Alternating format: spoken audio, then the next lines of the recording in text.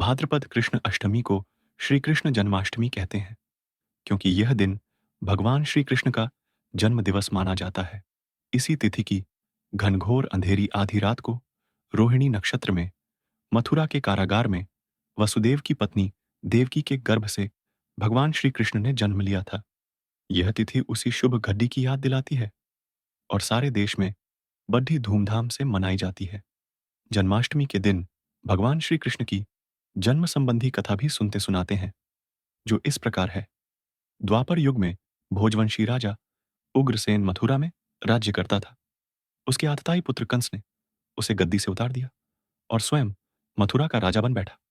कंस की एक बहन देवकी थी, जिसका विवाह वसुदेव नामक यदुवंशी सरदार से हुआ था। एक समय कंस अपनी बहन देवकी को उसके ससुराल पहुंचाने जा रहा था। रास्ते में आकाशवाणी हुई, हे कंस, जिस देवकी को तू बड्ढे प्रेम से ले जा रहा है, उसी में तेरा काल बसता है।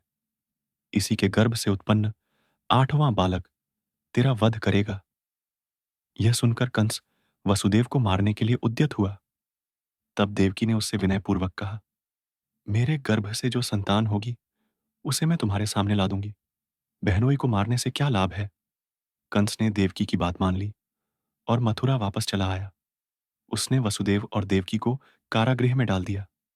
वसुदेव देवकी के एक एक करके 7 बच्चे हुए और सातों को जन्म लेते ही कंस ने मार डाला। अब 8वां बच्चा होने वाला था। कारागार में उन पर कड़ीडीडीचे पहरे बैठा दिए गए। उसी समय नंद की पत्नी यशोदा को भी बच्चा होने वाला था। उन्होंने वसुदेव देवकी के दुखी जीवन को देख 8वें बच्चे की रक्षा का उपाय रचा। जिस समय वसुदेव देवकी को पुत्र पैदा हुआ, उसी समय संयोग से यशोदा के गर्भ से एक कन्या का जन्म हुआ, जो और कुछ नहीं सिर्फ माया थी। जिस कोठरी में देवकी वसुदेव कैद थे, उसमें अचानक प्रकाश हुआ और उनके सामने शंख, चक्र, गदा, पद्म धारण किए चतुर्भुज भगवान प्रकट हुए। दोनों भगवान के चरणों में गिर पड़ डे। तब भगवान ने उनसे कहा, अब मैं पुनः नवजात शिशु का रूप धारण कर लेता हूं। तुम मुझे इसी समय अपने मित्र नंद जी के घर वृंदावन में भेज आओ और उनके यहां जो कन्या जन्मी है उसे लाकर कंस के हवाले कर दो। इस समय वातावरण अनुकूल नहीं है, फिर भी तुम चिंता न करो। जागते हुए पहरेदार सो जाएंगे, कारागृह के फाटक अपने आप खुल जाएंगे और उफ नदी, अथाह यमुना तुमको पार जाने का मार्ग दे देगी। उसी समय वसुदेव नवजात शिशु रूप श्री कृष्ण को सूप में रखकर कारागृह से निकल पड़े और अथाह यमुना को पार कर नंद जी के घर पहुंचे। वहां उन्होंने नवजात शिशु को यशोदा के साथ सुला दिया और कन्या को लेकर मथुरा आ गए। कारागृह के फाटक पूर्ववत बंद हो गए।